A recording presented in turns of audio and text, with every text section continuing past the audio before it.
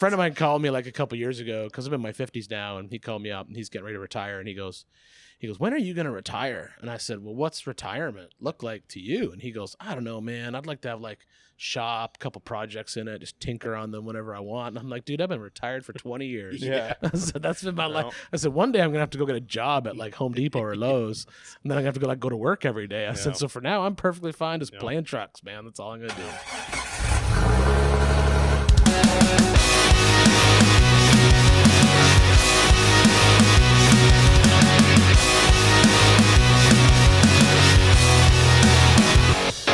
What's up, guys? Welcome back to the Dirt Drive Podcast. We are here again at PRI. It seems like we've done a lot from here, but we have. It's been a cool show. And we are here with Ian Johnson. Hello. We wrangled this one up, and lucky to have, not lucky to have you. I mean, I guess we are lucky to have you. We're happy to have you on. Yeah. That's better. That's a better way to say it. Happy to be here. Happy to have you on. We met you at Sema 2 years ago, and you were running around doing stuff. Sema's always busy for me. It's a zoo. Yeah. It's a busy 4 days for sure. So I try to get in and out there as fast as I can. Yeah. It's just so much stuff going on, but it's a fun show too. But yeah, it's busy. Yeah, this is a cool, I don't want to say cooler show. It's definitely a cooler show. I like PRI. PRI has always been a great show. It's a little bit more low key in the fact that there's like no bedliners and that kind of stuff. It's more focused on obviously racing, of course. Yeah. But then with the growth of off-road racing, now there's so much more of that here. It used to be kind of PRI. It was just drag racing and circle track. That's all it was. Yeah. A little bit of road course stuff, but not a lot. Maybe some karting. But I think with the growth of different forms of racing in the States in general, and then with Ultra 4 taking off and them coming here, I think it's gotten even better, which is good. Yeah, it was cool going down. What'd you call it? The mechanics, the machinery row. Machinery row. Yeah. Because I've experienced that stuff in machine shops. Yeah. Like just kind of quick as I was dropping off a cylinder head, but then like to see all the real high tech stuff. I'm like, this is real nerd stuff. Mm-hmm. This is awesome. I'm trying to teach myself manual lathe and manual mill. Oh, nice. And I'm walking by all those computer. I'm like, maybe I'll just splurge and get a CNC and be done with it. Just skip it. Just start drawing. Just get a computer, start drawing, and skip all that other stuff. Yeah, that'd be the way to do it. CAD's not any easier, though. He literally just bought it. He's got a, what is it? What's your plasma cutter, your CNC plasma cutter? I have one of the Crossfire Pros. Yep. 2x2. And he just bought a computer for it, and he still doesn't know how to use it, but I'm excited to start building stuff with it. Once you start down that road, you'll never stop. That's the thing. When I got my first CNC plasma table, I was like, I'll probably never use it. And then once the thing you got to do is, and the guy who hooked me up with my first table, he suggested this and it was right. You got to spend like a weekend and just draw a bunch of stuff. Yeah. So sit down with, even if it's just simple 2D CAD, you don't have to jump straight into like a Fusion, which that's my problem is now I've got a CNC press brakes and I want to do more 3D stuff. Is it the Langmuir one? Langmuir one. Yeah, it's baller. Yeah. So cool. The only problem with it is I bought it and I splurged for the full CNC back gauge, but I don't do enough repeatable bends. So that was an absolute waste of time. I was just like, oh man. And then when I bought it, I didn't know that you have to assemble that CNC back gauge yourself. That was a 2-day job. So is that just that back plate that sets up and so the CNC back gauge, so what it does is, so when you watch like a press brake, like when you're seeing it done like a big shop, that back gauge you program in all your bends, which you can do still. You can go into because it has a little built-in computer, and you can go in and program all your bends, and you can program where the back gauge is, and so then you don't have to like measure or mark the material. You just slide it in and it pushes up against the back gauge, and that's your first bend, and then the second bend you just slide it in again. The back gauge moves back, forward, up, down, depending on what you have to do. So you can real high tech build that all stuff. If you're building multiple brackets, that's how you do that kind of stuff. Yeah, but I haven't got to that point yet. So, but I haven't done any 3D drawing. So I don't. You're doing building one-off stuff for and so but the nice thing about that Langmuir one is at least that way now I know, like, opposed to the old days when I would like throw it in the little press with the little finger bender and you're like pumping the little hydraulic cylinder or whatever. This one I throw it in there and I know every bend is going to be 15 degrees. So 15. Okay. So if you're building like 4 brackets and you want them all bent 15, they're all going to be bent 15 degrees, which is nice. Yeah, it's really nice. Yeah, it's a cool one. It's cool enough now that I have it that now I'm looking at their CNC mil. Oh yeah. Because I look at that and I'm like, maybe I need that next, because it's that one's also pretty cheap. That one's only like 11 grand all built, like with every option they have. I have no idea what I'm gonna make with it. Yeah, but that's my problem. It's like look great in the corner. I'm like, man, I should probably learn to draw something first. So I think I'll get the draw. I told him, he's like, we'll help you out on the deal because you helped us. And I'm like, I would love that, but I'm not going to be able to use it. So let's wait. I'm gonna go draw something first. So we'll figure that out. Did you learn all this stuff just by like fucking shit up first? Yeah. Well, sorry, I don't. Sometimes I cuss. Yeah, that's all right. That's right. By messing it up first, I don't know. Yeah. No, I do. Yeah. That's. I'm at the point now. Trained by YouTube. Now I can. No, I mean I'm formally trained in a lot of stuff. So, but the nice thing is I can now. I used to have to like make a cardboard template and then measure the cardboard template, and then now at this point, because that was the process I used to do. I'd make a cardboard template, take it over to the bench, measure it, go to 2D CAD, draw it, and then cut it. If I wasn't sure, I would cut it out of like super thin sheet metal and then check it. And then if it looked good, or if I had to make changes, I'd make changes. Or if not, then I would transition it over to 3/16 or 1/8 inch.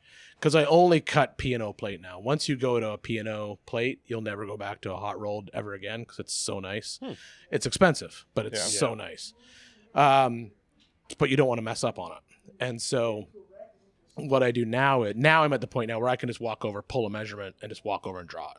And then I can know just by looking at it that, that drawing is going to be right. It'll be fine. That's gnarly. I'm getting to that point because I did a lot of the 2D stuff I've built. I've sent to like send to get cut. Yeah. And I've messed up a lot, and I have stacks of stuff that they've mailed me after 6 weeks that I can't use, and then I use that as scrap. And it's just I got a new dust collector for our sandblaster, and I drew a flange to mount the hose on the top. Yeah. Just to fill the old hole of the old dust collector, and I was so happy I got it right on the first try. It just showed up powder coated, all the holes lined up. I was like, yes. Yeah, that's where I think if you start to get into the 3D stuff, you can get really, really good with it. Because especially nowadays, now you can scan everything, draw it in 3D, import it, check the fit on it. Like, it's pretty. What you can do now with a computer is pretty legit, which is kind of cool. But there's still that learning curve of first drawing in 3D and then importing it into Fusion, and then pull the 3D scan in and then put it in. And then there's also a lot of assets available to you if you know how to use them, because you can get in, like you can go to Sema and you can get the measuring sessions off of a vehicle. So you can go in and get the frame off of a JL and build all the suspension you want on the computer and check it and cycle it and move it and make sure it's going to be good, and then cut it, which is nice. I'm a long ways away from that. Yeah, me too. I'm still like just cut it in half right there, and then we'll see what happens. I still feel like everyone I've talked to tells me if you build it in CAD, you're going to be able to build it faster. But there are days where I'm just like, I just feel like I can just take the metal, hold it up there, slice it off, and it fits. Yeah, like I think it's 1 or 2 cuts. Like I think it's the point is like once you get over that hurdle in CAD, then you'll get to the point where it's like, all right, now I'm so much faster. Once you get faster at the CAD side, because then you can go in and you can make all those mistakes, right? You can like, well, what if the bracket is here instead of here? What happens when I move the suspension up and down? Do I need to cut out this cross member or not that cross member? So that's probably the nicest thing about it. Sure.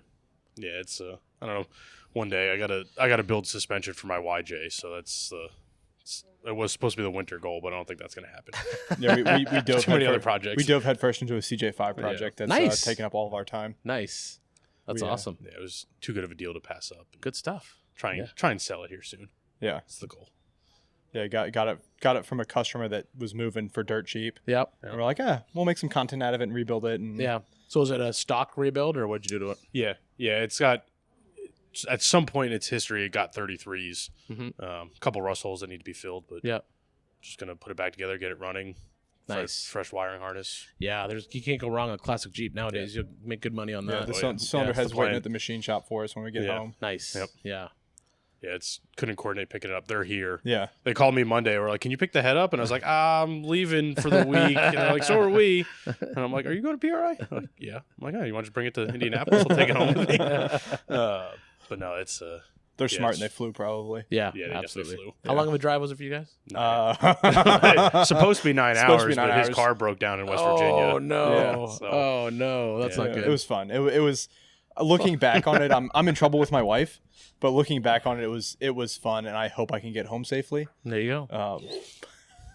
Yeah, that's tomorrow morning. That's tomorrow morning's issue. That's a future problem. Yeah, it was fun getting here, and the mistakes and the failures always make good stories. That's which true. we haven't told that story officially yet. No, but we will. We'll do a PRI recap episode at some point. There we go. Perfect. Yeah, it's the 300,000 mile Hyundai Sonata probably wasn't the best choice. You gotta drive something. It was between that or the JK, and I'm like, the JK just for 9 hours in a JK. It's a long time in a JK. Yeah. Yeah, it is. Between the two of us, we have 7 cars we could have taken. Yeah, and we chose the one that broke. What we thought was the most reliable, but yeah. What's your current build project? We got a lot on the go. Always do. I got twin turbo C10 pre-runner that I got to finish up. I'm prepping my 2-door Gladiator for Easter Jeep, so I'll get it done the next couple days. And then we'll be on to the C10. I got to get my bomber fab car back in the shop finished. I got a full rebuild going on it.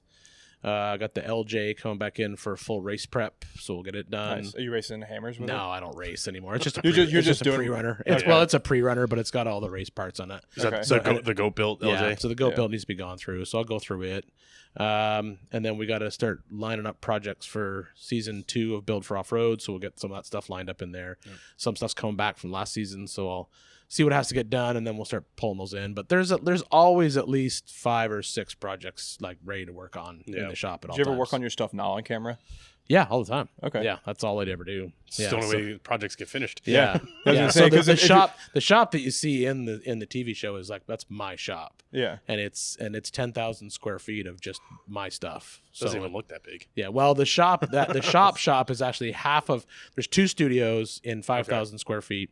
So there's the one side that we use for BigTireGarage and some other stuff, and then there's the side that we use for Build for Off-Road that we used to use for 4-wheeler, and then there's 5,000 square feet of just vehicle storage and part storage. Hell yeah. And so you just move whatever vehicle in you want to work on, work on that one for a while. But yeah, no, my day basically consists of just going to work and playing trucks all day. So yeah, it's a good life. So sounds terrible. It is. Yeah. A friend of mine called me like a couple years ago because I'm in my 50s now, and he called me up and he's getting ready to retire, and he goes, when are you going to retire? And I said, well, what's retirement look like to you? And he goes, I don't know, man. I'd like to have like shop, couple projects in it, just tinker on them whenever I want. And I'm like, dude, I've been retired for 20 years. Yeah. I said, that's been my life. I said, one day I'm going to have to go get a job at like Home Depot or Lowe's, and then I'm going to have to go to work every day. I said, so for now, I'm perfectly fine just playing trucks, man. That's all I'm going to do. I get that. It's the that goat built LJ build. What was that? 3 years ago you started? 5. That? Five. 5 That when we years ago? launched 4-wheeler for Discovery, that was the project that we used to kick off that show. So when we launched 4-wheeler TV for Discovery, which was part of Motor Trend Network, when we launched that show, I said, if we're going to launch 4-wheeler, we got to do like a baller throwdown build. And I said, we got to do this goat build. It was either going to be the goat build cart or or one of Adam Woodley's Wide Open Designs chassis, but Adam didn't have a chassis ready. Okay. And I worked with Drew for years, and I said, hey, Drew, I need he's like, yep, no problem. You can do the Jeep chassis. You'll be the first person to do it outside of our company because we haven't sold one yet. Hell yeah. And he goes, you can tell me what works and what doesn't work. And I was like, perfect. And so that's what we did. So yeah, that car it's throwdown. It's probably one of my favorite vehicles I built in 20 some odd years of building off-road stuff. I love I call it like a stock plus, where it just looks like a stock Jeep, but everything around it is completely custom and works way better. And you can't beat that truck. I mean, it's done everything. It's done. We took it and reran the 2010 race course from King of the Hammers just for fun because I found an old GPS file that I had, cool. and we were just out there messing around. And I said, let's go run the old race. And that was the year that I raced, was 2009, 2010. And back then we were finishing at like the finishers were taking 12, 13 hours to finish the race, and we were able to bang that out, the goat built car, in like 5 hours. Wow. So yeah, and we weren't even hustling. We were wow. I didn't feel like we were hustling. I just felt like we had a nice pace going on, right? I mean, with that would be a 4,500 car, right? Technically it's got trailing arms, so it's not. No, okay. So but if it was 4-linked, it would be. If you got rid of there is a way to move the shocks onto the axles, and then it would be so you could take the rear shocks, you basically put them on the rear axle, and they basically lean backwards and go backwards into the tub. Yep. And then it could be a 4,500 car, but it works too good with the trailing arms. It's like a cheat code. So because we just had it out on the 24-hour hell and back, yep, and it like hung with like all the rock bouncers, and yet it looks like a Jeep. Yeah. So I mean, you're looking from 100 feet away, it looks just like a Jeep LJ with a CJ grill on the front. Yeah. But yeah, you can throw it into. You can throw anything you throw at it. It just does it. Yes, that's that perfect stock plus. Yeah. I mean, it's 100. It's probably conservatively $120,000 worth of parts. Yeah. So, but I mean, it's a pretty bad ride. Yeah, I wish it had AC. That's the only thing I wish it had. How do you choose when you're going on a trip? How do you choose what vehicle to drive when you have so many badass vehicles? Where we're doing. Okay. Yeah. So they're all designed a little bit different. A little bit. Yeah, for what I want. So like if I'm going to Easter Jeep, I don't need to take something as throwdown as the LJ because it doesn't need to be there. I can take a more stockish Jeep. So I'll take either the 715 or the Willys wagon, or I can. This year I'm taking the 2-door Gladiator. I'm probably going to still take the LJ because my son's going to come out, and the LJ at Moab is like a cheat code. You can't go. It does everything in basically Moab 2-wheel itself drive. is a cheat code. Yeah, exactly. So we'll take it out for him and his buddy to drive, and then. But yeah, it all depends on what we're doing. So if I'm doing, and the LJ is great, but then I also have the Bomber Fab trail car, and I actually like it just as much. But the problem with it's great if you're going for a day. Yeah. Because you can't take anything in that car. You can take a sandwich. That's it. There's no storage in that car. No cooler, no nothing. No. I've been contemplating building a little cooler rack in the back, but at the same time I like the car so much I'm like, nah, it just needs to be a throwdown 2 buggy. Yeah. So if I'm going out just for a day of riding, I'll take that. But if we're gonna go do something like 24-hour hell and back, then I want to take the LJ because we want to put a bunch of junk in it and stuff, right? Spare parts and all that kind of jazz. So yeah, it just depends where we're going and what we're doing. Anything can go to the West Coast because West Coast is still even like Hammers is hard. But I've taken my YJ shop truck to Hammers, and it's done that. And it's done everything in Sand Hollow, and it's done everything in Moab and all that kind of stuff. So the East Coast stuff's a little bit harder, and you got to really pick what you want to take. So when it comes down to it, how many vehicles do you have you can cycle through? Probably running at any given time a good dozen. Good point. Dozen? Yeah. Running is a 23, good there's 23 in total, but like ready to walk in, put the key in, turn it, drive away right now, it's like 12. What's your favorite? Honestly, I still love my little shop truck, the YJ with the Aqualoo body. Yeah, I think That's the one we saw at Sema. Yeah, I'm going to bring it back this year, I think. And it's because I built that, gosh, I think it's almost 12 or 13 years ago now. And it's got that 5.3 Turbo 400, Dana 300. It's just so old school. It's perfect. Yeah, I think I want to bring it back, strip all that out, put a Hemi in it, put an 8-speed. Yeah. Hemi, brother.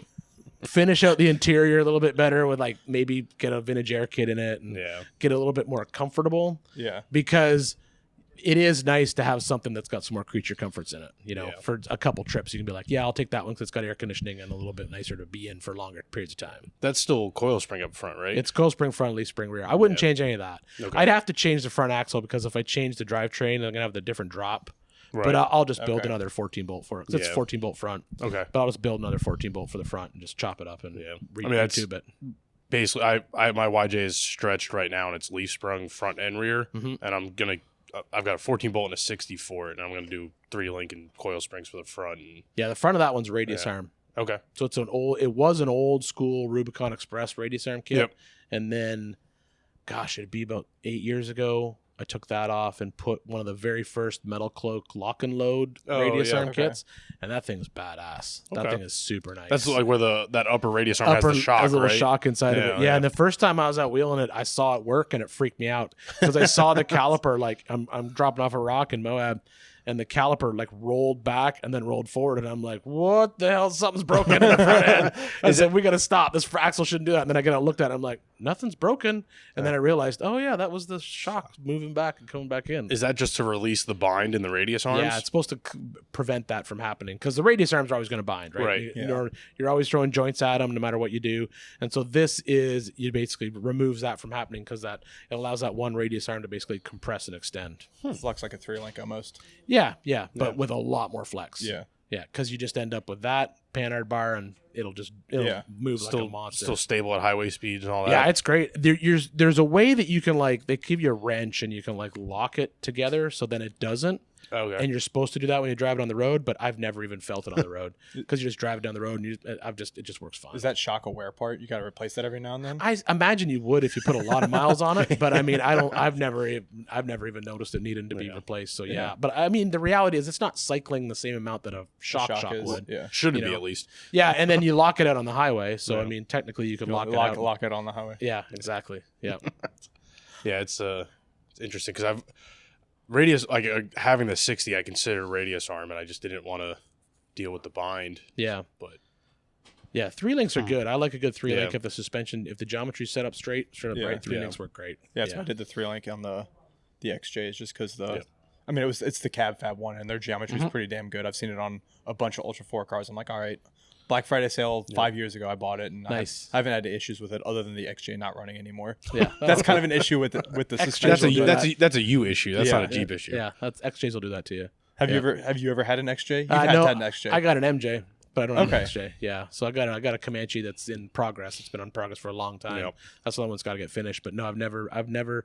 I'm older than XJ life, so I was CJ. So my first Jeeps were CJs. I didn't have to get into that XJ life. I went straight from CJ. Didn't have to, like it's a punishment. Yeah, because you can still buy a CJ for cheap, you know. But then, so I didn't have to live that life of trying to make a unibody Jeep do things that the full frame Jeeps do because I was able to buy a CJ super cheap, you know. And then I got straight into like hardcore stuff.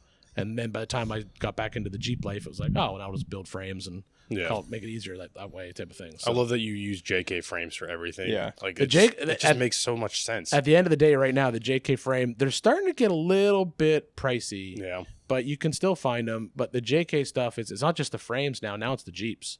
Yeah. I bought 2 JKs the other day for $5,000 a piece. God damn. Copart. Rubicons. They were running and driving, bought them on Facebook Marketplace. High miles, but 2 Rubicons. One was 5. They were 07s. Is that a Tennessee thing? Because Northern Virginia is not that way. You just gotta hunt for them. The one had a little bit of rust in the body. Is a 2-door. That's our thing. But another friend of mine, he just bought a super clean 2-door that I'm gonna build for him on the show. My buddy Ricky Berry from RCV. We just talked to him this morning. Yeah, he's been living that razor life for a while, and I've been trying to get him out of those golf carts. And I keep telling him, I'm like, let me just build you a buggy. Let me just build you a buggy. And so finally, I said, hey, I got an idea. What if we built like a throwdown JK for you? And he's like, I would love that. I'd like to have I want to have rock bouncer suspension, but air conditioning and heat and leather seats and everything. And he went out and he just bought a 13 Rubicon 2-door for 10. Yeah, so you just overpaid for mine. Yeah, I know. you just got to hunt for them. Pre-COVID, they were all cheap. I was finding 2-doors and 4-doors for about $5,000 down with the 3/8 in them. I'm moving to Tennessee. Yeah, and so it's now then in COVID the prices went back up, but now they're starting to fall off again. Yeah. You ever show up to a Facebook Marketplace deal to buy stuff and people are like, oh shit.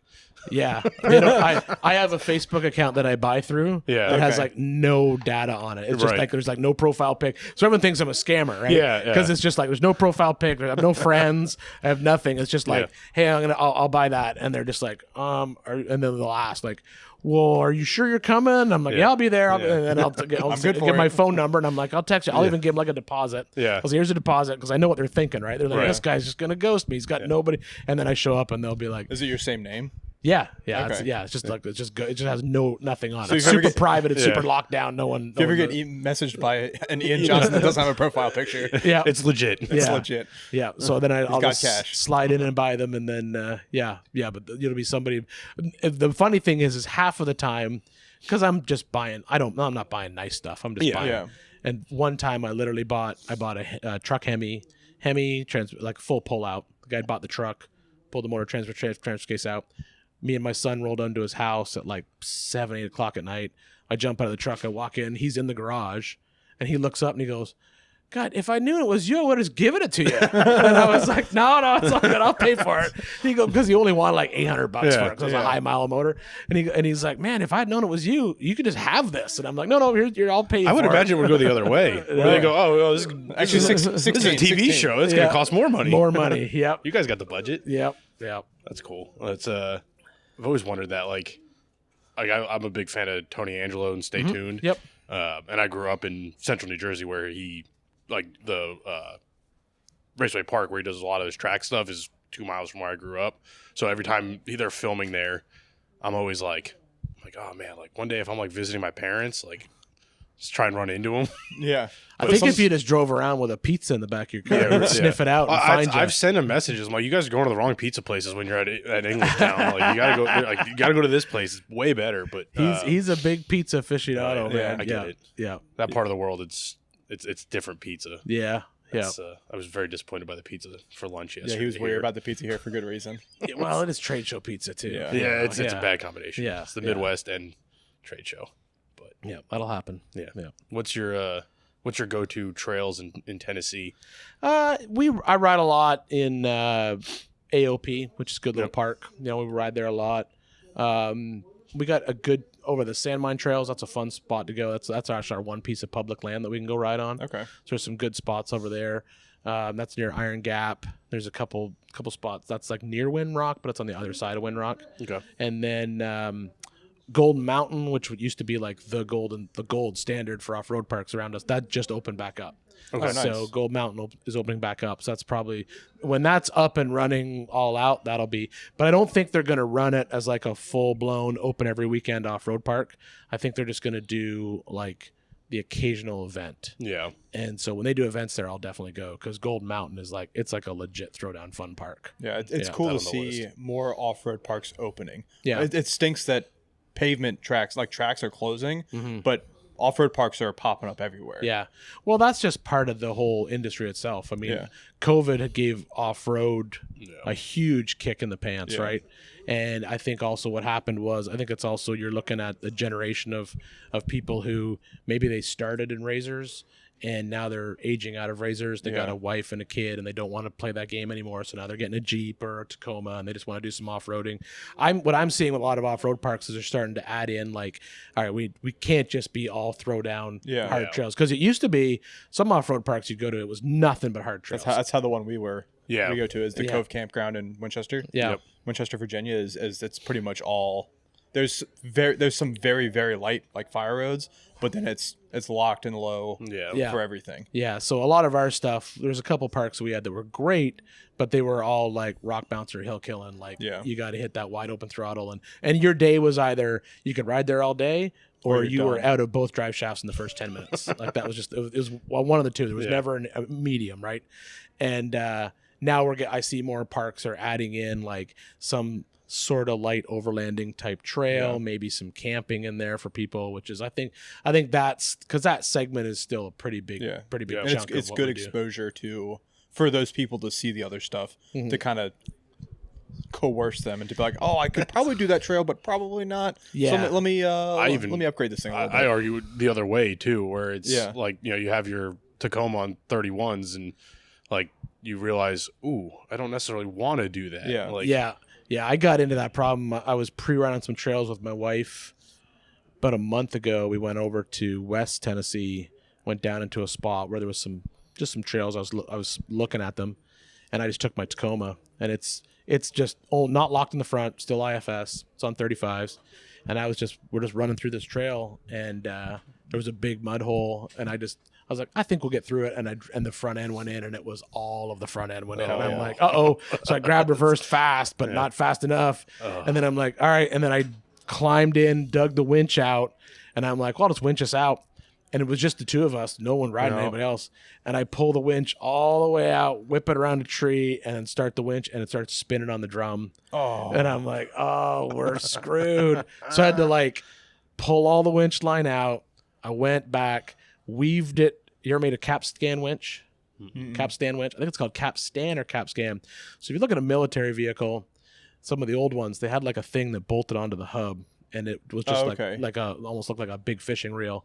And what you would do is you basically take a piece of rope and you attach it to whatever your anchor point is, and then you wrap it around this hub, and then as the tire turns, the tire becomes the winch drum. Okay. So you can turn anything will turn into a capstan winch. So I took the winch line, pulled it all the way out of the winch, ran it back, then went to the rear tire, weaved it through the wheel, through every spoke on the wheel, and then went out and dropped it around a tree, through the clevis on it and then put the truck in reverse. And pull as the yourself tire goes backwards, it starts sucking it in. Now, if you really want to do it right, the right way is you do that, and then you have someone feed it under the tire, and then the tire becomes. Then it's easier to unwrap. Yeah. When you do it this way, it just basically becomes a big mess on the wheel, but it will pull you out. Yeah, so it just pulls you out of the I would imagine your wife wasn't jumping out to volunteer to feed that under the tire. She was walking the dog. Yeah. She's just like, she knows when the thing spun on the drum, she could tell by the look on my face. She's like, I'm just gonna go over here. I'm like, that's probably for the best. She's like, I just knew to like leave you alone. Is she pretty active with you with the trail days and the off-road and all that stuff? She's not. She'll come on like light trails like that one where we're just messing around. We had the dog out and just running around. She thought it was a light trail, but then you get stuck. And then I ruined it, right? Because I'm like, don't worry, we're gonna go in here. But she's not into the crazy, silly, hardcore rock bouncer stuff. She'll get out and walk if she has to. She'll take pictures. That's the argument. Yeah, she'll go and do that. That's good. That's our biggest problem is we never take pictures of ourselves because we all want to drive. Yep. And it's like the end of the day comes around and it's like, oh look, I got a picture and it's blurry. That's right. Shit. Yeah. You need to get that 360 camera mounted on the roof of your rig, and then you have all kinds of pictures. Yeah, they're selling right across the street at that. Yeah, I've got one. I picked one up to play around with it. And it was actually kind of fun. We took it on the OnX trip, and I was just sort of messing around with it, seeing what it could do. And it's pretty legit. Yeah. Yeah, the Insta 360 stuff's actually kind of nice. And you can get a little tripod that just mounts on top of the truck. Yeah. And it'll just stick out the back. And then, it actually, if you don't want to take your own pictures, it actually works really, really good. Yeah, we're starting to mess around with the camera stuff and the camera gear and trying to figure all that stuff out. It's good to know, yeah. It's been a hard learning curve with the camera stuff. We learned this weekend that apparently certain cameras can only use certain memory cards. Yes. Oh yeah, I had no idea that SD cards had different SD cards. Oh yeah, different speeds and different. Oh yeah, you learn all that. Yeah, our buddy gave us a body for the weekend. I dumped a ton of money into the lens, a strap, all this other stuff. And Tom he's like, I got a memory card. We put it in the hotel room. It doesn't work. I'm like, no, damn it. Yeah, that's what Instacart's for. Yeah, they were saying. The business center. I got another one. There you go. Perfect.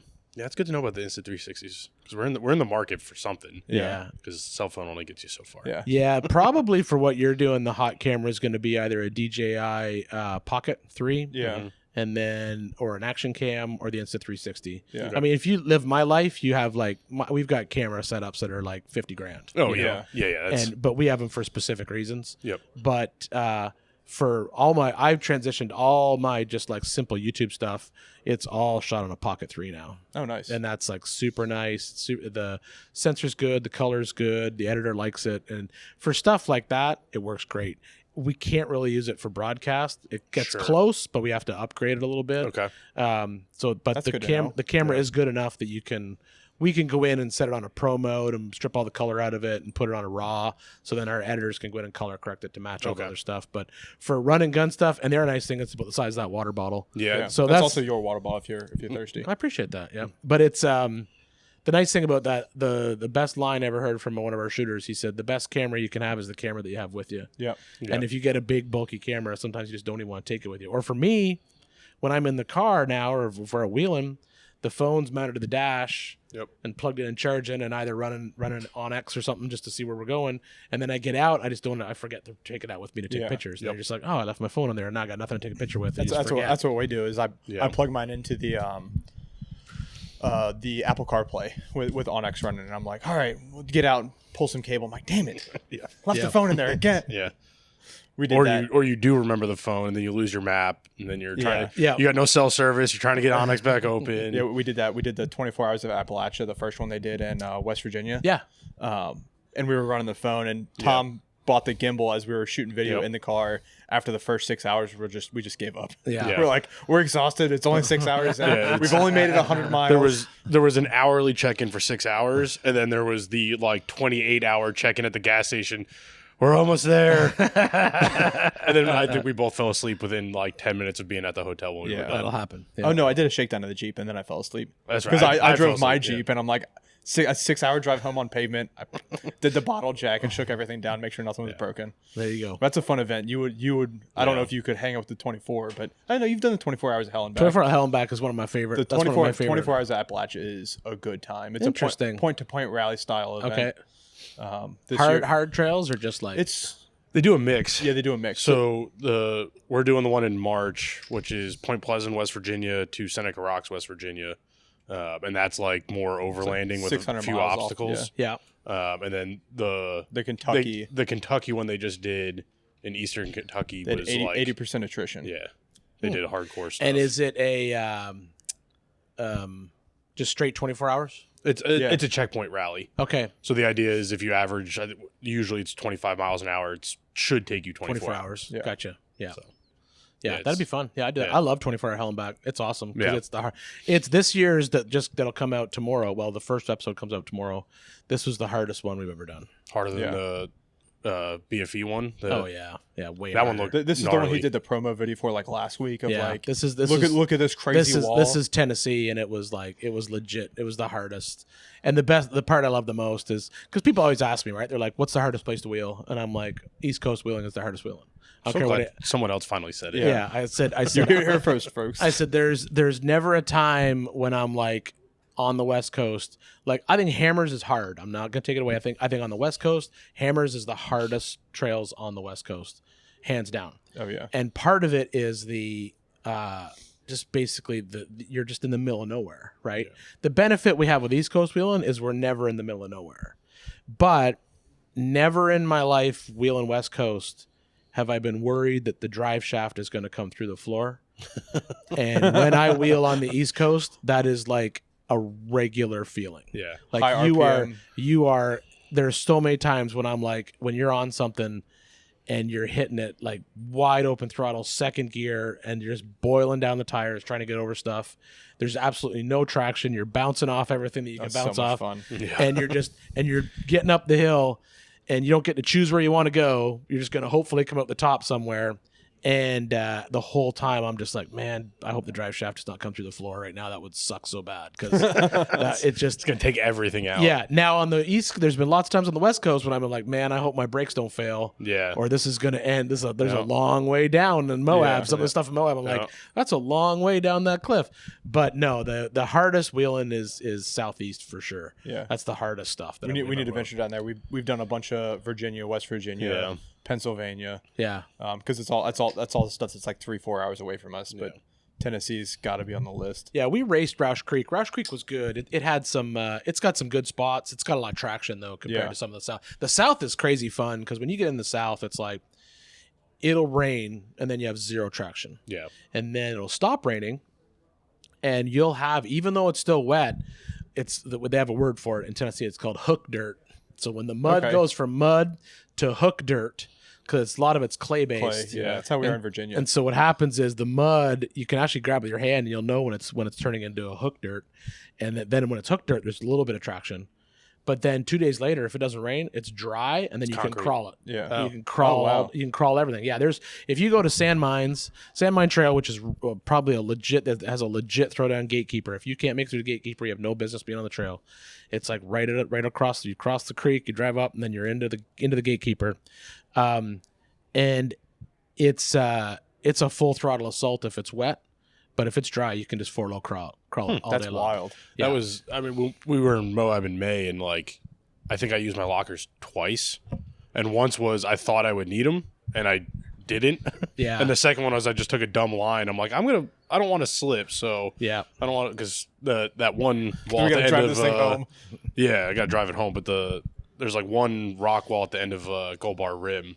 With the chains. Oh, I know what you're talking about. Yeah. And there was supposed to be the chain bolted across the flat rock, and it was ripped off. So I went like up these like stacked boulders. Yeah, it was fun. I really don't want to. The rental Jeep did it first. The rental Jeep did do it first. Yeah. Yeah. But I love wheeling out west. I think it's beautiful. I think it's fun. Yeah. The difference between East Coast wheeling and West Coast wheeling is, I will say this: the East Coast wheeling, it is legit throw down hard if you get into the hard stuff. But the nice thing about West Coast wheeling is it's more of a destination type wheeling, which I actually really like. Yep. You know, I'm past the point of like, I'll still go and do it occasionally, but I'm past the point of like, unloading the stuff off the trailer at the off-road park and being like, all right, let's see who breaks her shit first. Like I'm past that. I've done that for 15 years. It was just, everything was just throw down hard, jump stuff, fly up rocks, see what you can do, hit 3-foot rock walls at wide open throttle, and hopefully you get a good bounce. If not, you're going to rip the front axle out of the thing. Yeah. And now it gets expensive. Now it's wheel it to its capabilities and your capabilities without trying to break it. Yeah, I mean, now I'll also, the other thing is also the vehicles have changed a lot. You know, the nice thing is you can build a vehicle that you can do that to and then literally still drive home. Yeah. I mean, 15 years ago, you couldn't do that. The products just weren't out there. Yep. I mean, the biggest Heim joint we could get 15 years ago was a 3/4 inch Heim. Now we're 1.25 or bigger. I was going to say they're using 3/4 on steering now. 3/4 all steering. Yeah. So it's but I do like, I actually kind of prefer when you go to Moab and you go to top of the world, you know, it's like crawling and then there's a destination at the end, which I do really, really like. But I think there's some of that on the East Coast. That's one of the reasons why I like sand mines, because sand mine trails like that. It's got a lot of destinations. Well, you end at the top of Sand Mountain, which is like the top. Did Marvin do a video from there Yeah, recently? Marvin did a video from there. When they were camping in the hammocks? Yeah. So Sand Mountain is like a legit cool place because it's got a lot of cool history to it, and you said that's public land. It's public land too. Yeah, which is also nice. Put it on the list. Put it on the list. Yep. Yeah, and there's a hard lineup and an easy lineup, but it's definitely a cool spot to go because it has a destination at the end, right? You're climbing up, going through the woods, there's some rock, there's some woods, there's some mud, there's a little bit of everything, and then you get to the top and you're like, you're overlooking Windrock Parks. They're actually taller than Windrock Parks, which is pretty legit. That's really cool. Yeah, it's kind of neat. Yeah.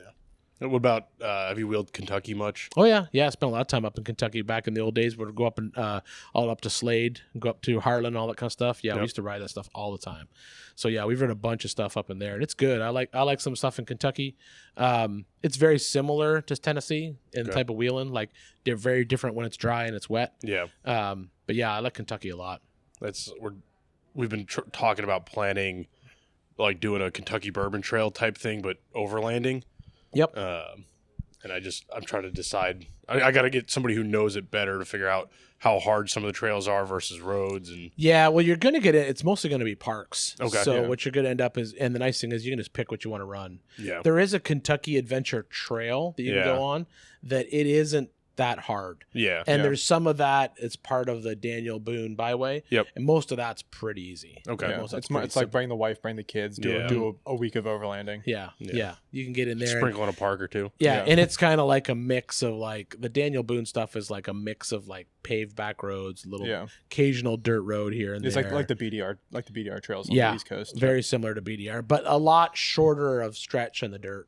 It's like some of the BDR trails that you're on, if you get out into like Seattle, or not Seattle, but Washington State, the BDR is about very similar to what that trail would look like in Kentucky, because the Washington BDR is more of a mix of like paved roads, and then you're up in the mountains on some dirt road type stuff. Whereas when you get down to the BDR, as you get down further, like down Park City to Moab, it's all dirt road, and you're in the dirt for a lot longer. Yeah. Good old desert. Yeah. Everything's dirt. Yep. I don't know. I'm thinking. It's still early for us. I know. Normally, we'll ask guests, unlimited budget builds, but I feel like you've probably covered. I already done all of them. Yeah. Yep, I've done a bunch of unlimited budget builds. Yeah. I don't know. For hammers this year, I'm assuming you're announcing again, or? Yeah, I just got the email from the other day. They want to come back and announce. So now I just have to decide, I'll have to pull the schedule and see what it looks like. If I'm not scheduled every day, I'll drive out. Okay. But if I'm scheduled... That way you can have a vehicle out there and be around in it. Yeah. I drove out for like 3 years in a row, and it actually worked out really well because I'd have a couple days off during the week. But the past 2 years, the pre-running has gotten... Because they get the course so early now, the pre-running has gotten pretty serious, so I don't even want to be out on the race course when they're out there, because I don't even think that's safe. So they got the flags this year, which is good. I think it's good. Well, the problem is it's a voluntary flag, right? Yeah. So I mean, there's still going to be somebody's like, I'm not running no flag. Don't tell me what I can do. I was surprised that it was voluntary because it's public land, right? Johnson Valley still it's federal, but it's federal versus state, and it's a BLM, and you don't like if you go to when you go to Sand Hollow, it's mandatory flag, but when you go to Moab, it's not a mandatory flag where you go. So that's just a Sand Hollow rule that they put into place, and that was the Sand Hollow office of the BLM put that in. Right. Yeah, I think the flag stuff is a good idea. I don't like wheeling at night. Yeah, at the Hammers, I think because to me it's like I think it's fun if it's just you and like 3 friends, but I don't want to be out there with 1,000 guys getting drunk just doing stupid stuff. So yeah, I'll look at my schedule and see. But I'm imagining. I originally had thought about driving out and taking a rig, but based on what I think I've saw so far, I'm probably gonna be working every day. So then I'll just fly in, and just go to the lake bed and fly home. Do you do any pavement cars? Do you have any like cool muscle car builds or anything? I got some for my kid. I built him a BMW E90 wagon with a LS swap and a Tremec 6-speed. Oh yeah! So he bought this car, and then I got my first car, which is a '74 Volkswagen Bug. So I still have it. So that's a pavement car. I want to do a Pro Street car, I think either this year or next year. It's been a long. I started building Pro Street cars. That was where I first started working on cars, like custom cars, and it's been forever since I've done a Pro Street, and that's kind of coming back now. Yeah. And so part of me wants to go. There was one car I always wanted to turn it. One of my cars I always wanted to turn into a Pro Street, which was the small S10 Blazer, but I never got to. I sold it before I was able to, and so I'm thinking of going and buying one of those, doing a Pro Street on it just for fun, just to have it as like a silly little car to have for cars and coffee and stuff. Yeah. Just a silly little Pro Street car. No big deal. Pro Street car. You ever any interest in Class 11 stuff? I think I like you're a Beetle guy. I liked Class 11 stuff before it became the cool thing to do. Yeah. You know. Yeah. I did Vegas to Reno this year in a Class 8000 truck, which was super cool. What is Class 8000? Full size stock. Okay. There's 2 Dodges in the class, 2 full size Dodge trucks. One with a Cummins and one with a Hemi, and I was. Is it the same build quality as like a 4600 car, like stock style mounting points, stock style suspension? But but there's a lot. That full size truck market has a lot more modifications you can do to it because it's just a little bit bigger. But but I mean, travel, all that. Yeah, because you can get like even though it's 4-wheel drive, like Carly suspension's got full blown like race truck type suspension. There is some limits to it, but you can still have fun with it. They're about the same. They travel about the same overall speed as the 4800s do in the desert. So when we left the line, with the 4800 cars. Wow. But a lot of the 4800 cars washed out. They were having heating issues because it was Vegas to Reno the hard way, and it was very hot. Yeah. And I think that the 4800 car, unless you built it for that, you're going to overheat it, which is what they did because it was, I think it was 700 miles was the total distance, or maybe 500 and some odd. It was 565 miles. But it was not, there was no rock crawling in there. Right. And so I think the problem with the 4800 cars is they never had a brake from just going full throttle, wide open, like trying to second gear, third gear, full throttle. Yeah. And I think we just kept catching up to them, and they were just like, you could smell the transmission as you go by, right? That transmission's cooked. That thing's overheating. It was just one of those situations. As you're running by in a full body rig with the AC on? No, they're not that style. No, not that style. No, not a. There is a stock class that races, but no, these were. The cool thing was, I was racing with a guy. They're still stripped down. There's no glass in or anything. Okay. But we were racing with this guy who has 2 full-size Dodges. He races to raise money for an autistic research charity thing. So he does a pledge per mile type of race. That's cool. So he's a super cool guy. But he also he has a job. But to help, don't we all? Yeah. To help offset his racing, what he does is he basically runs another full-size Dodge for these guys from Norway. Okay. And they own this Dodge truck. It's a Cummins with a manual with 3 seats in it. That's sweet. Like a newer Cummins. They're third gens. Third gen. Okay. Yeah, they're all third gens, and it's the exact same truck as him, but it's a Cummins. And these guys, that truck they ship it all over the world. It's raced Dakar, it's raced the Breslau Rally, it's raced like all this stuff. And these guys are just like rich kids, right? Yeah. And they just ship this car all over the planet and do these races. And they come to the States every year and do one race. And they want to do Vegas to Reno. They did Baja last year. This year they're doing Vegas to Reno. And he pits for them. And that's how he basically, so they pay him to race prep the truck and set up the pits and blah, blah. That sounds like a full-time job. Yeah, it does. Yeah. So that's how he basically offsets the cost of his race program. These guys are essentially funding it, right? But these guys know how to race because, in my opinion, because we go into the pit and we go ripping in and we're in our Hemi-powered Dodge and we're like, Whoop! And we had a scheduled longer pit stop. So we both got out of the truck. I think it was at mile 175 or something. So mile 175, me and the driver get out and we're walking around, just eyeballs in the truck, something to eat. But we're eating like an Uncrustable and a banana. And race car food. Yeah, pounding some water. And then in comes the Cummins. The Cummins pulls in front of us. And the guys, all three of them get out. And all of a sudden, a table gets carried out from the pits and set down. A tablecloth goes on it. A meal gets laid out on the table. Damn. And I'm like, and the guy that I'm riding with, he goes, guys, you're in second place. We got to go. And they're like, what's the point? Let's just relax and have a meal.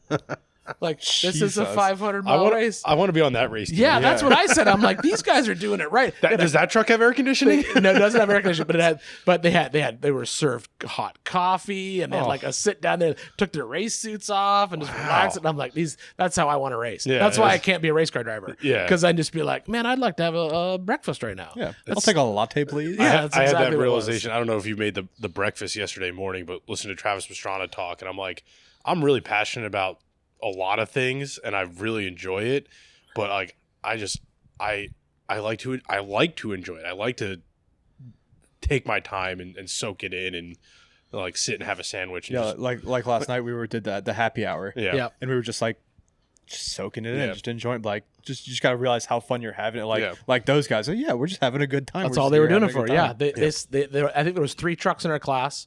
And so they said, we're guaranteed a 3rd place. So what does it matter as long as we finish, right? They're like, we'll be 2 hours behind you. What's the big deal? Don't worry about it. We'll get to the finish before it closes. Yeah. We'll get there and it'll be fine. But right now we're gonna have a lunch. And they sat down. I was like, that's how you race. Yeah, it's not the big trucks, so there's still no great payout. Yeah, no. There's no great payout in any of that desert racing. No, it's crazy how low that stuff pays out. Yeah, it's as professional as it is, it's still a hobby. Yeah. You're never making money racing off-road. Yeah. No. Yeah, I think every Ultra 4 person we've talked to has a day job. Yeah. Except for Lauren Haley. Well, yeah, but Ultra 4 is, Fun Havers is their job. Yeah. But we haven't talked to him yet. We haven't had a chance to talk to him yet. Yeah. Lauren's a good guy. Lauren's a great guy. Yeah. I've known Lauren for years. I've known Lauren before he was even a part of Fun Haver. Okay. So yeah, I've known Lauren for years. He's a good guy. So I'm super stoked that he's like been able to become a full-time race car driver, which is super cool. Yeah, for it's him. cool. I mean, it's great for the sport, right? To actually have people who are doing it full time. Like it isn't, and it isn't, because there was a cool thing about Ultra 4 for a while where it was still like anyone's race. Yeah. And I think, and then I grew up watching Score, Desert Racing, Baja 1000, Baja 500, and there was a point where it was still grassroots racing, right? Anyone could win. Anyone could win the class. And then the money showed up, and then all of a sudden it was, okay, if you're not going to win unless, and now it's legitimately true. Bryce Menzies is probably going to win. You know, he's driving a $2 million trophy truck with 2 helicopters following him. Exactly. Yeah. And I think Ultra 4 is slowly getting to that point. I think we're crossing the point now where I say it all the time. There's only really 10 people racing to win King of the Hammers. Sure. 100 people leave the line, but there's 10 people who are going to win. Yeah. And I think that's where we're kind of at. I would like to see them split the 4400 into an Ironman class and a 2-person vehicle class. Okay. Yeah, and that'd be cool. because that would pull out a lot of the heavy hitters, right? Because all the Gomez's would come out. Probably Shira still runs, I think, with 2 people on race day. Shannon obviously rides alone. Waylon rides alone. A lot of those guys who are like the big heavy hitters in the sport, they ride alone. And I think that it would be cool to sort of pull those guys out and say, all right, we're going to have a 4400 Ironman and a 4400 class. That would be cool. And then I think that would kind of open up that class a little bit more, because people would be like, I can win. Because there are still people who sign up who think they're going to win. Yeah. And there's no way. No chance. Yeah. I mean, it's even those guys, they have to have a perfect day, and they have the ability. And the other thing is that's a hard race to win. The reason you have so many people repeat winners is because you need to know how fast you need to run to win. Yeah. And until you win, there's no bar. There's no, you can look at it and be like, okay, so last year when you crossed this checkpoint, you were at hour whatever, minute whatever, you're in position to be first place because the race course changes every year. Yeah. And so you can't, there's no, until you win the race, you don't know, all right, this is how fast I need to drive. Yeah. And I think it's just balls to the walls all the time. Well, I don't even think it's that. I think it's just understanding when you have to go balls to the walls and when you can like run at about 80% because you got to sit there and play that game, right? I think when I was talking to Kevin Stearns, he's kind of like my dark horse pick every year. Maybe he might win it. I was talking to him this year because he said he got in the mix last year with Lauren. And he said, he goes, I never realized how fast Lauren runs this race, and now I know how fast I need to go if I want to win this race. Yeah, right. So he said I was always just like running my race. He goes, and I realized that as long as I keep running my race, I'm just going to get top 10 finish. If I want to win this thing, I got to run at least like 15% faster than I'm running right now. Sure. And so they've gone in and they've invested a lot this year to try to win. They've got a pre-runner, so the race car doesn't get beat up on the pre-run. They got a pre-run that they can actually run at race pace. Oh, that's cool. Because previously they were just running it in a rock crawler. Yeah. Right. And when you go from the rock crawler to the Ultra 4 and you're like, man, I feel like I'm going so much faster, which you are, but you need to be going a little bit faster than that to win. Yeah. That's an interesting point. Because I mean, most racing where it's, unless it's autocross, you're following a leader, right? Like you have that general idea of what the pace is, but there really isn't that with one staggered start and two, every car is a little different. The course is different every year. Yeah, the course is different every year, and now they've got those joker laps in there. Yep. No one has really taken advantage of that yet. Everyone kind of went. I think Dave kind of threw that in there last year as like, I want to see what people do. Yeah. But I don't think anyone really took advantage of it yet. I don't know what's going to happen this year. I saw the email. Remote Pit 1's gone. Yep. I don't know how that's going to work because you needed that Remote Pit 1 to get fuel for some of the big racers. Yeah, the cars that have small tanks. Yeah, it's not even just a small tank. It's 2 miles to the gallon. 2 miles to the gallon, right? Yeah. So you're getting 2 miles to the gallon. That first lap's 90 miles. You have to have 45 gallons of fuel, right? So, they all said in the email that the shortest distance between pits would be way less than it was before. So I don't know what the plan is. I don't know if that desert lap's getting shorter or if they're going into the rocks first. I don't know. I don't know what the thought process is. Yeah. So it'll be interesting to see what the course is laid out for this year. How early did they release it? It was 2 weeks. Last year, I think, was the first year they released it like 2 weeks out. And I think they're doing that now. 2 years ago, I think they did that as well. They gave a idea of the course. Yeah. But last year, I think, was the first year where you could legitimately get the GPS file like well ahead of everybody else. Yeah, I know running the full-size cars, I think the whole Miller Motorsports team runs their full-size cars to pre-run. Yeah. So I know they have taken advantage of that to see other guys start doing that, but with not the race cars, because I know Miller Motorsports with Big B and all those guys, they run to pre-run, they run their cars. Yeah. So if they're doing that with the other teams now, that really spices it up. But they're not going to be running their exact car. Yeah. Yeah, it all changes up, and then qualifying changes it up even more because some guys run a different car for qualifying versus the car they want to run because it might change the gears in it to be a little bit faster in qualifying depending on what the qualifying course looks like. I like the qualifying course when they mix in some rocks. Yeah. I actually preferred it when it was over on Chocolate Thunder. I thought that was really cool. That was really good. Yeah, I like that one a lot. I don't know what the plan is for this year, to be honest with you. I actually liked it when there was no qualifying. I like the old days just to draw your name out of a hat. I understand why they want qualifying, because then all the fast cars go up at the front. Yeah. But I still think that there's something magic. What used to be magic about hammers, right, was Shannon Campbell and pulls dead last and wins the race. Like that was pretty legit. It'd be interesting if they did qualifying, but they did a reverse order start. Yeah. So you qualify, and then the guy who qualified first starts back. That way, maybe give a chance. Well, people they just wouldn't qualify. Yeah, if they told them they were doing that, guys would be like, well, I'm just not going to qualify. I'll just do why risk breaking the car? Yeah, because then you get your top qualifier in last place, traffic jam on Turkey Claw again, and next thing you know, everybody's pissed off and driving over each other, sitting still for 4 hours. Yeah, that was wild last year to see that. Yeah, it's a good race. It's a fun time for sure. I think it's a good thing. I think everyone should go watch it once. Should go to Lake Bed and see what it's like once, just to see what it's like to be there, because it is kind of a spectacle. But also, I think you should go there once, But honestly, if you want to actually watch the race, just stay at home and watch it. Yeah. So much. Because even then, so the people good. who are there watching are just sitting in front of the fire. Yeah. They're sitting in their chairs watching on the Jumbotron. Yeah, I did the famous Reading race 2 years ago. And even with it being such a short course, people were still sitting in front of the Jumbotron watching the race from there. Yeah, we put it That's on. what I did. It's on at the shop all week. Every TV, every computer screen. I bought dual monitors 5 years ago for the sole purpose of being able to watch hammers on one side and still work on the other. And now I'm like, oh, this actually works for work too. But Nice. nothing gets done that week. No, nothing gets done anywhere that week. Yeah. The we've been talking about it. Maybe last minute going this year. If you fly in, do you stay on the lake bed? Like, No, I stay off stay like the bed. Yeah, I fly in to Palm Springs. Yep. I stay in Yucca. Okay. I've stayed on the lake bed before. When I raced, I stayed on the lake bed, but it's number one, it's so cold on the lake bed at night, and then number two, back in 2009, 2010, everyone was there to party. Yeah. And so everyone was around the fire pit every night, and it was a fun time. But now it's a professional Yeah. thing. Well, right? you still have guys partying, but they're not the guys that you want to hang out and with. it's a lot smaller. You might want to hang out with them. Yeah. But Yeah, but there's not as big of a crowd out.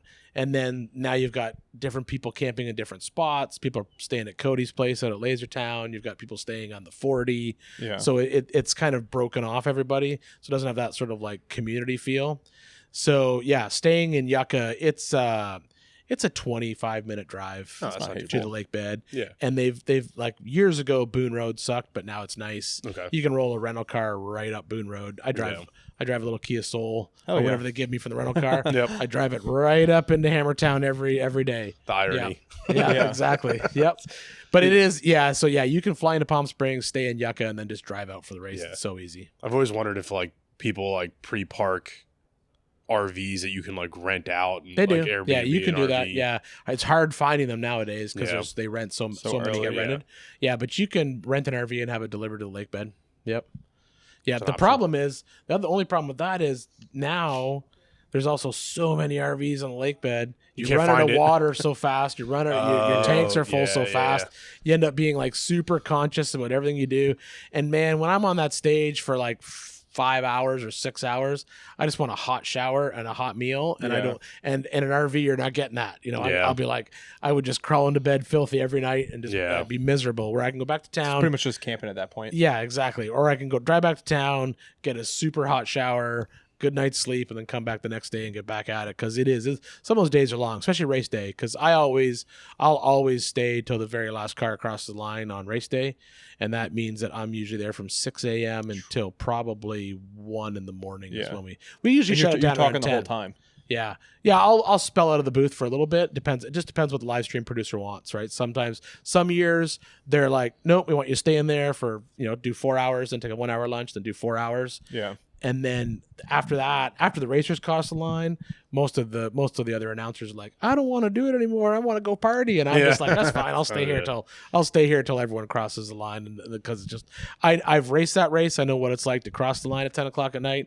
I think it's important to have somebody there to, welcome you into town type of thing. Because it's a long day out in that desert. When that sun goes down, it gets cold and it sucks. And then when the sun goes down, everyone leaves the finish line to go party. Yeah, So exactly. To have someone there and So be excited you finish is nice. So we hang out in that little shed they built for us. Got like 4 space heaters running, trying to stay warm, and but it's a good time. Yeah, I really do enjoy. I mean, they don't pay me enough to make me go if I didn't like it. Yeah. So I only go because I really, really like it. Yeah. That seems to be. I talked to Miles about that too, and Miles had the same thing. He's like, if I didn't love it, I wouldn't be there. If I wasn't a fan of the sport first, Yeah. which is cool. I think that's another cool thing about the off-road racing is everyone who's involved, whether it be the reporters, the guys in the pits, they're all there because they truly love it. Yeah. Well, it's such a young sport too. That's the other reason why. When you see that here is like there's some off-roads. There's not even some off-road stuff here. There's like 3 cars here that qualify as off-road, and it's because it's so young. Yeah.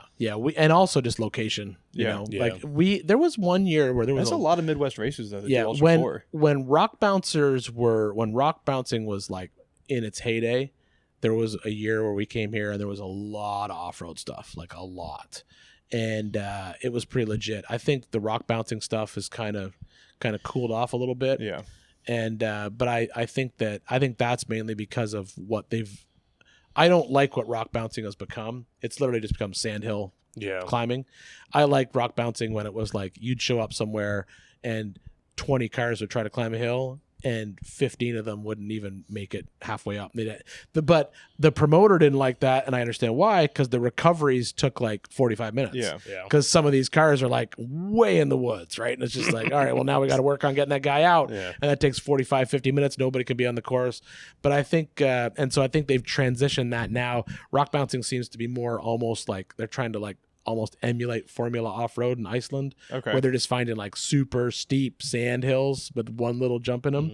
But I preferred when it was like legit impossible to climb hills. Yeah, those are my favorite ones. Yeah, I love watching when they go up and they cartwheel back down, land on their wheels, and then fire back again. Up, and then do it again. Yeah, like, when I raced, just nuts. When I raced Windrock, that's what I did. I got to the top, I hit a ledge wrong, rolled my car, and it landed on its wheels, and I killed the motor. Yeah. And Clyde, he's like, dude, you're still in it.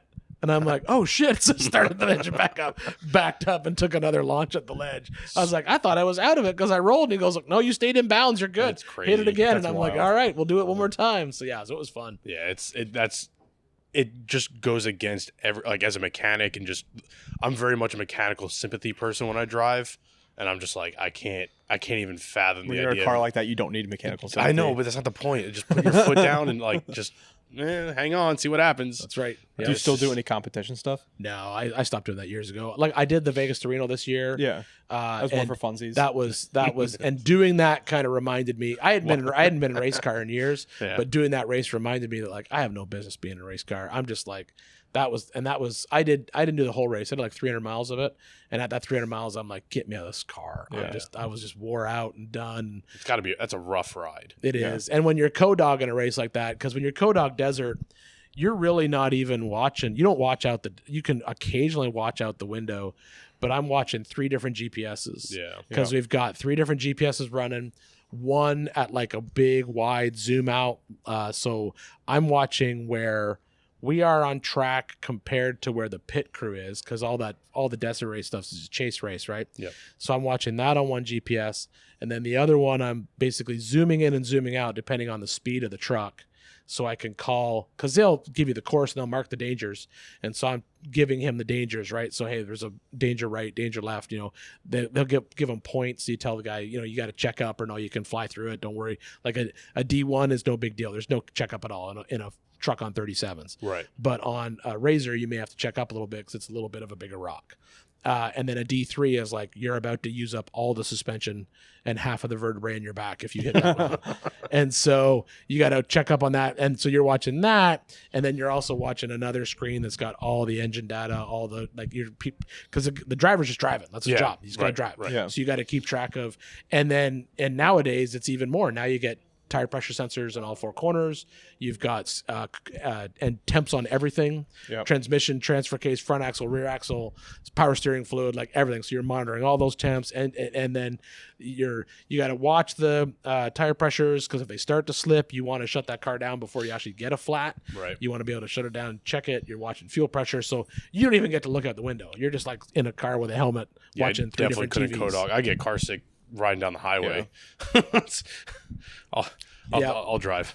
Yeah, but it was fun. I had a lot of fun, and so I did it, and that was like, I was like, this afterwards. I'm like, I went home to my wife. I'm like, no, that's the last. Yeah, I think we can. It's the last time until you get invited again. Yeah, no, well, yeah. I mean, to me, the fun stuff still is. I still do like the 24-hour hell and back stuff. That's tons of fun. Yeah. Those type of trips are more fun to me than like racing. Yeah. Racing it's work, man. It's a job. Yeah. Like you have to take it. You have to treat. If you don't treat it as a job, then you're not doing it right. Yeah. So if you're just there to have fun, just go 4-wheeling. Yeah. Like it's not like you can't go 4-wheeling. If you just want to go have fun, go download an old King of the Hammers race course. Yeah. Get your buddies out there and just run it. Go out there and get 4 or 5 of your buddies really up good there idea. That is a really and good just idea. go and run it. Have fun. Be like, let's do the 2010 course. That's what we did with the cars. We went out there one day and we're just like, hey, we took the Go Built car, and a bunch of guys had some old washed out King of the Hammers cars from years ago, run on air shocks. Oh yeah. And we said, let's just go run the 2010 course just for fun. And so we ran it. Like, you can do that. That's the beauty of off-road. Yeah. Right? You don't have to go to the racetrack. You can just go anywhere you want. So, but as for like Racing, yeah, no, it's a job. You have to treat it that way, or you're not giving it the respect it deserves. And it just doesn't work out. And you're not competing if you're not doing it that way either. No, exactly. And I mean, there's lots of guys out there who are like, oh, I'm just doing it for fun. I'm like, yeah, that's great. But to me, if I'm going to do it for fun, then I'm just going to go four-wheeling. Yeah. Spend half the money and... Yeah, half the money, half the pressure. Yeah. You know, just like, oh, if you wake up in the morning and something doesn't work, let's spend the day fixing it. Yeah. You can't do that if you're racing. Yeah. You know? You're crunch mode. I mean, I like the competition, but, I mean, you can always build a competition within your friends and... Yeah. You know, we've done that before. Yeah, and 25 years later, it turns into King of the Hammers. Yeah. But I was the most fun I've ever had in any race, though, was rallycross. Oh, yeah. I would honestly, that is something I would go back and do because it was super simple. And it was in a $5,000 Ford Focus. And it was so much fun. And it was the same thing. It was a $5,000 car, and you're launching it off these jumps, and you're having fun with it. You don't really care about it. Yep. And you feel like you're doing 1,000,000 miles an hour, but you're only doing like 50 or 60. So if something really happens, there's not a lot of, there's like low risk to it, right? Even though it feels like it's high risk. So I would, if there was a rallycross track closer to me, I would probably get back into Where'd you rallycross at? We went down to Florida. Yeah, in Stark, Florida, that's where the actual Red Bull rallycross team trains. Oh, wow. So they built a course there, and they have a race. They had a race series for a while, and now they just have almost like a Cars and Coffee, but it's just like you show up and race. Yeah. Now they do it every weekend, but it's just for fun. You just come out, book a little bit of race. You say, I'm here to race the rally course. They have a road course. They have another thing, and then you just like show up with your car and be like, I'm going to run the rally course. Just pay an entry fee, and you just whatever car you want. Yeah, but it was all at one point in time. It was all logoed up. It was all Red Bull stuff. Nice. Yeah, and it was pretty cool. I know Travis was talking about building one in Western Maryland, but I don't know what came of it. I'm pretty sure there's one at Summit Point. Yeah, there's definitely one at Summit Point. He was talking about building one in Western Maryland. Yeah, that'd be fun. I think the farmers were fighting him on that. But that's what they do. Yeah.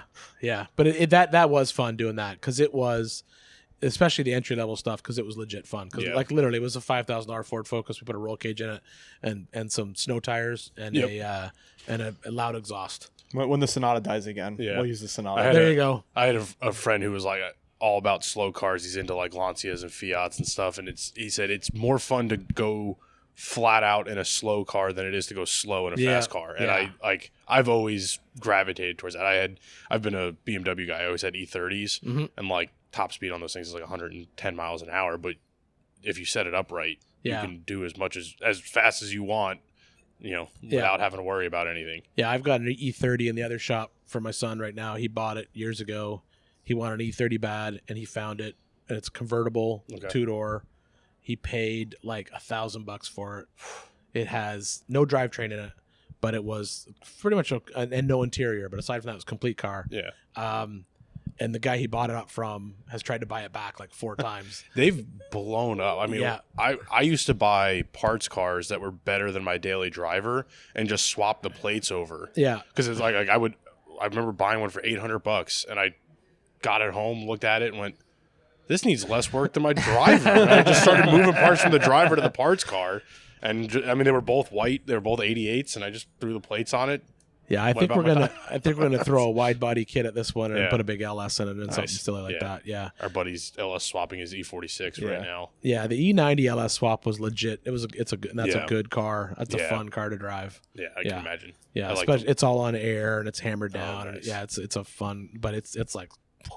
Especially with the Tremec in it, with the 6-speed in it. Yeah, you put a Tremec in anything. Yeah, that's awesome. These days, anything with a manual is fun. Yeah, exactly. Yeah. It's, I don't know, we were talking about it here. Everything is LS based. Mm-hmm. Everything is LS based. Which I appreciate because it makes sense. But I don't know. I'm starting to get to a point where I want to do weird things. Unless it's in a Ford body here, it's in LS. Yeah. Yeah, but I mean that's the reality of that is it's dollar per horsepower. You can't beat an LS. Yeah. That's just the truth behind it. That's why it's such a good architecture of an engine. It's got such good aftermarket support. And the reality is if you're building a race car, you don't care what the motor is, you just care how much horsepower it is. Right. And how reliable it is. Yeah.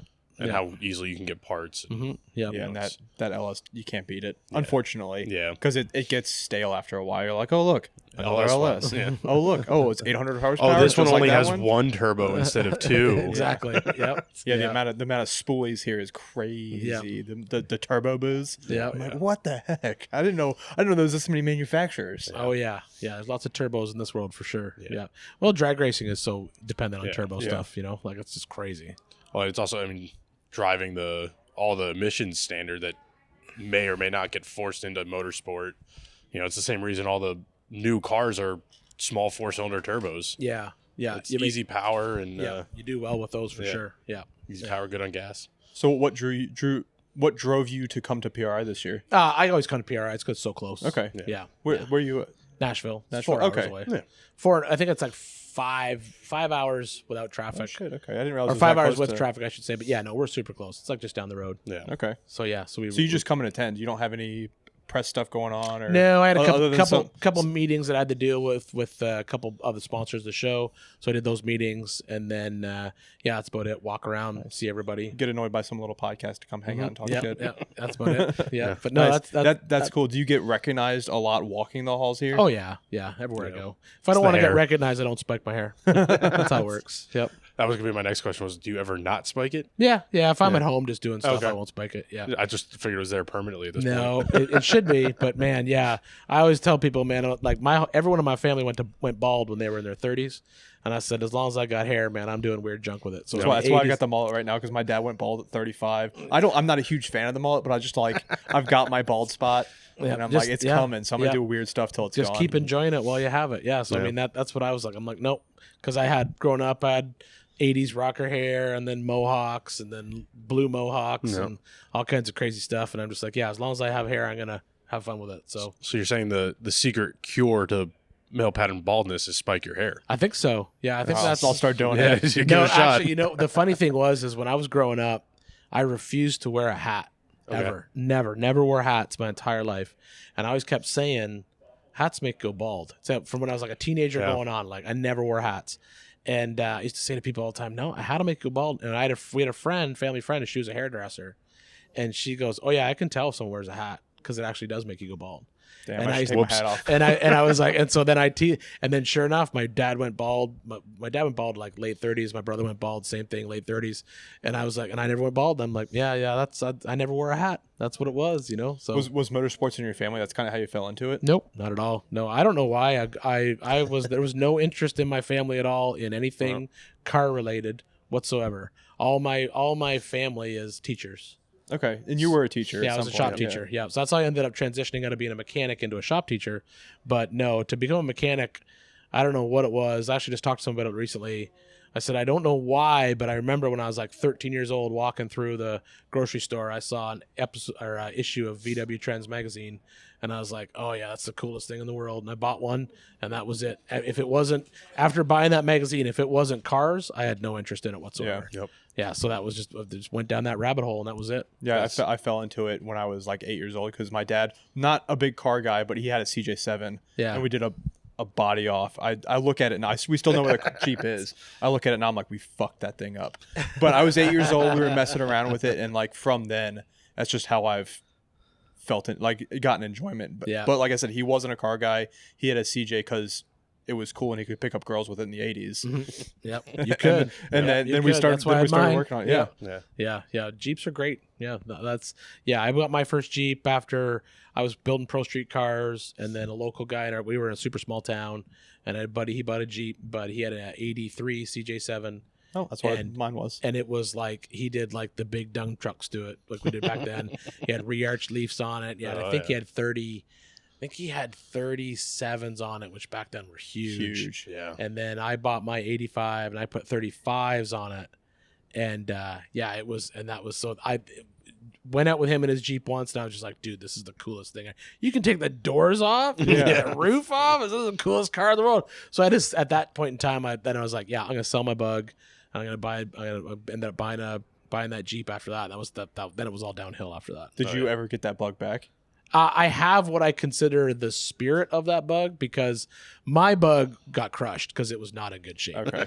And when I was like 18 years old, I'm like, I'm going to restore my car. And I started taking it apart, and it was in terrible condition. It needed floor pans and rocker panels and everything. And I'm just like, this is not a good car. And I do not have the skills or the money to restore it. Yeah. So I took all the parts off of my car that I'd bought all through high school, and I sold them to my buddy, who he put them on his car, and he drove it for a couple of years. And then he went off to college, and he did the same thing. He's like, while I'm at college, I'm going to restore my car. So he took it all apart in his parents' garage. and then just never went back to put it back together. Yeah. And so then I was like, all right, well, my wife went and found it, bought it back.